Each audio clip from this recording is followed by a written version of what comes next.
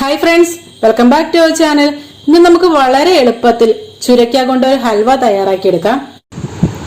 അപ്പോൾ അതിനു വേണ്ടിയിട്ട് ഞാൻ ഇവിടെ ഒരു ചുരക്കയാണ് എടുത്തിരിക്കുന്നത്. ഇനി ഈ ചുരക്കയുടെ തൊലിയൊക്കെ കളഞ്ഞ് ഇതിന്റെ ഉള്ളിലുള്ള കുരുവൊക്കെ എടുത്ത് മാറ്റാം. ഒരു പീലർ ഉപയോഗിച്ച് തൊലി കളഞ്ഞെടുക്കുകയാണെങ്കിൽ നമുക്ക് വളരെ എളുപ്പത്തിൽ തന്നെ ഈ ചുരക്കയുടെ തൊലി കളഞ്ഞെടുക്കാൻ പറ്റും. ഈ ചുരക്കയിൽ നിന്നും കുറച്ചെടുത്ത് ജ്യൂസ് ഉണ്ടാക്കി. അപ്പോൾ ആ ജ്യൂസിൻ്റെ വീഡിയോ നമ്മൾ ഓൾറെഡി ചാനലിൽ അപ്ലോഡ് ചെയ്തിട്ടുണ്ട് കേട്ടോ. അപ്പോൾ ഈ ചുരക്ക നമുക്ക് വളരെ പെട്ടെന്ന് അരിഞ്ഞെടുക്കാനായിട്ട് ഇതുപോലെ ചെറിയ കഷ്ണങ്ങളാക്കിയിട്ട് മിക്സിയുടെ ജാറിലായിട്ട് ഇട്ട് കൊടുത്തിട്ടുണ്ട്.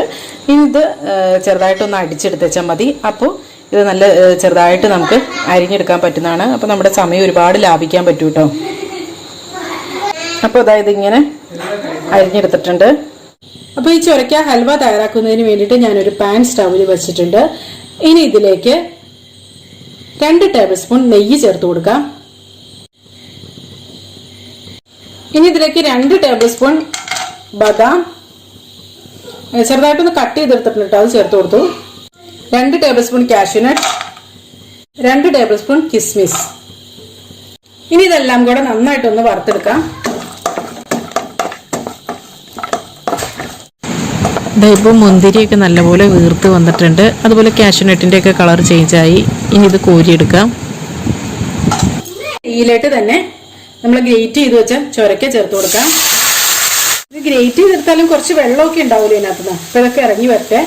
പിന്നെ ഇതിനകത്ത് ഇതൊരു 1 കിലോ ചുരക്കയാണ് കേട്ടോ. അതായത് 4 കപ്പുണ്ട്. ഗ്രേറ്റ് ചെയ്തെടുത്തപ്പോൾ 4 കപ്പുണ്ട് കേട്ടോ. അപ്പോൾ ഇത്രയും ചുരക്കയാണ് ഇട്ട് കൊടുത്തേക്കുന്നത്. അപ്പോൾ ഇത് നന്നായിട്ടൊന്ന് വേവിച്ചെടുക്കണം. ഈ വെള്ളം വറ്റുന്നത് വരെ ആദ്യം ഒന്ന് വേവിച്ചെടുക്കണം.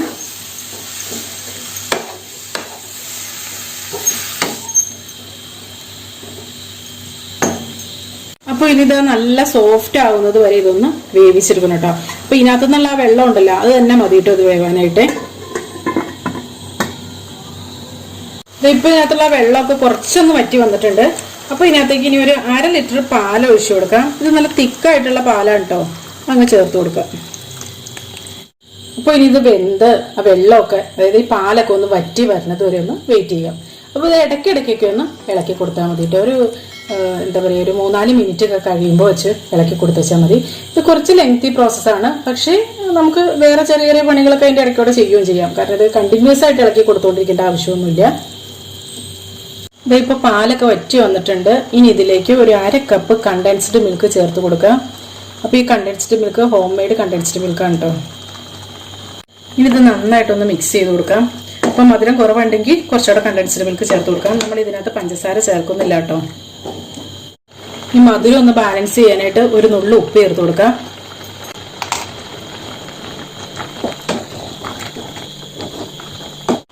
മധുരം കുറവ് തന്നെ കേട്ടോ. അപ്പോൾ അതുകൊണ്ട് ഞാൻ 1/2 കപ്പ് കണ്ടൻസ്ഡ് മിൽക്ക് കൂടെ ചേർക്കുകയാണ്. അതായത് മൊത്തത്തിൽ 1 കപ്പ് കണ്ടൻസ്ഡ് മിൽക്ക് ചേർത്തിട്ടുണ്ട്. അപ്പോൾ ഇനി ഇതും നന്നായിട്ടൊന്ന് വറ്റി ഈ ഒരു ചുരക്കയിലിട്ട് ഈ മധുരമൊക്കെ പിടിച്ചു വരട്ടെ. അപ്പോൾ അതുവരെ നമുക്ക് വെയിറ്റ് ചെയ്യാം. അപ്പോൾ ഇടയ്ക്കിടയ്ക്ക് ഇളക്കി കൊടുക്കണം. അപ്പോൾ ഇനി ഇതിനകത്തേക്ക് 1 ടേബിൾ സ്പൂൺ നെയ്യും കൂടെ ചേർത്ത് കൊടുക്കാം. 1/2 ടീസ്പൂൺ ഏലക്കാപ്പൊടി. ഇതെല്ലാം കൂടെ നന്നായിട്ട് അങ്ങോട്ട് മിക്സ് ചെയ്തെടുക്കാം. അപ്പോൾ ഞാൻ ഇതിനകത്തേക്ക് 2-3 തുള്ളി ഗ്രീൻ ഫുഡ് കളർ ചേർക്കുവാണേ, ഒരു കളർ കിട്ടാൻ വേണ്ടിയിട്ട് മാത്രമാണ്. അപ്പോൾ ഞാനൊരു 2-3 ഡ്രോപ്പാണ് കേട്ടോ ഫുഡ് കളറൊക്കെ ചേർത്തിട്ടുള്ളൂ. ഇനിയൊരു കളർ മാറാൻ വേണ്ടി മാത്രം. അപ്പോൾ ഫുഡ് കളറൊന്നും ചേർക്കണമെന്ന് നിർബന്ധമൊന്നുമില്ല. ഞാനിപ്പോൾ ഫോട്ടോയ്ക്കൊക്കെ വേണ്ടിയിട്ടൊന്ന് ചേർക്കണമെന്ന് മാത്രമേ ഉള്ളൂ.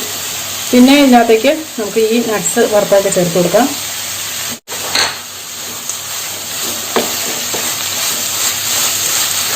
ഇതെല്ലാം കൂടെ കൂടി മിക്സ് ചെയ്തതിന് ശേഷം ഫ്ലെയിം ഓഫ് ചെയ്യാം. അപ്പോൾ ഇനി ഇതൊരു സെർവിങ് ബൗളിലിട്ട് മാറ്റാം. കേട്ടല്ലേ, ശരിക്കും വെള്ളമൊക്കെ വറ്റി നല്ല ഇതായിട്ടാണ് വന്നിരിക്കുന്നത്. ഇതിങ്ങനെ കട്ടിയായിട്ട് മുറിച്ചെടുക്കുന്ന ടൈപ്പ് ഹൽവയല്ല കേട്ടോ, കോരി കഴിക്കുന്ന ടൈപ്പ് ഹൽവയാണ് ഇത്. മറ്റേ എന്താ പറയുക, നോർത്ത് ഇന്ത്യൻ ഡിഷാണ്. അപ്പോൾ ഇതെല്ലാവരും ഒന്ന് ട്രൈ ചെയ്ത് നോക്കുക കേട്ടോ, എല്ലാവർക്കും ഇഷ്ടമാവും.